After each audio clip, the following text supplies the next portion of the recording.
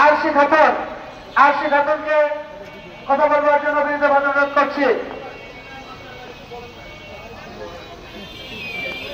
সম্মানিত রাজ্যবাসী, আমরা দেখেছি দিনের পর দিন এই রাজশাহী শহরে এই মেডিকেল পাড়ায় প্রত্যেকটি ডাক্তার দেখেছি ডাক্তাররা টেস্টের নামে যে টেস্ট বাণিজ্য করে তারা পার্সেন্টেজ পায়।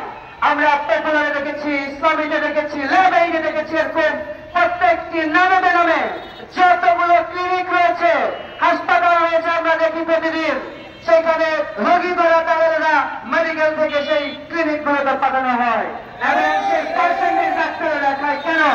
ডাক্তারদেরকে টাকার অভাব, যেই ডাক্তারের নীতি নেই, নৈতিকতা নেই, যেই ক্লিনিক মালিকদের নীতি এবং নৈতিকতা নেই, তাদেরকে এই বাংলাদেশে এই রাজ্যের শহরে থাকার কোনো অধিকার নেই। আমরা বলে দিতে চাই, আজকের পর থেকে আপনারা যদি কোনোভাবে এইটি থেকে বের না হয়ে আসতে পারেন, এই ৩৬শে জুলাই ২৪শে যে গণবিপ্লব, এই গণ অভ্যুত্থানের পর যদি আপনাদের এখনো চরিত্রের পরিবর্তন না হয়, এখনো যদি আপনারা সাবধান হতে না পারেন, এখনো যদি আপনারা সৎ না হতে পারেন, তাহলে কিন্তু আপনাদের চামড়া থাকবে না বলে দিলাম। এই রাজ্যবাসী তথা সমগ্র বাংলাদেশ আমাদের যে প্রাথমিক যে চাপা, আমাদের যে চিকিৎসা সেবা পাওয়ার কথা সেটি কিন্তু আমরা পাই না। আমাদের একটি যদি হাত কেটে যায়, কারণ সামান্য অসুখ হয়, সে অসুখ নিয়ে আমাদের পাশের দেশে ইন্ডিয়াতে যাইতে হয়। কেন?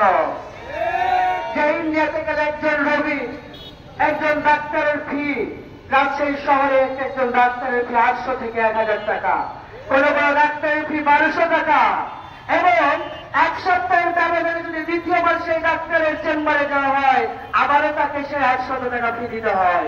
কেন? এই বৈষম্য থেকে বের হয়ে আসতে হবে। একজন রোগী ইন্ডিয়াতে আমরা গেলে দেখতে পাই মাত্র ৫০০ থেকে ৬০০ রোগীতে আমরা ডাক্তার দেখাতে পারি।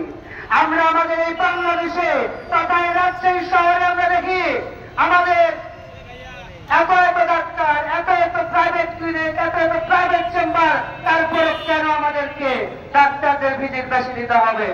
শুধু ভিজিটই নয়, প্রত্যেকটি টেস্ট থেকে দেখতে পাই ডাক্তারদের পার্সেন্টেজ পায়। এই পার্সেন্টেজ ব্যবসা বন্ধ করতে হবে অচিরে।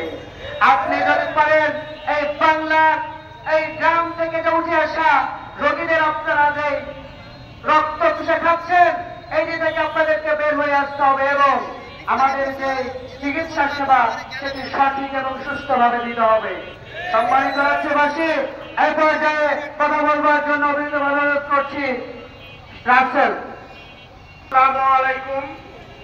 রাজশাহীবাসী, আজকে আমরা যে জায়গায় দাঁড়িয়েছি সেই জায়গাটা হচ্ছে লক্ষ্মীপুর। আমরা ভালো করেই জানি এই জায়গায় ছাতার মতো ডায়াগনস্টিক সেন্টার গুলো আমাদের কাছে ছড়িয়ে ছিটিয়ে আছে।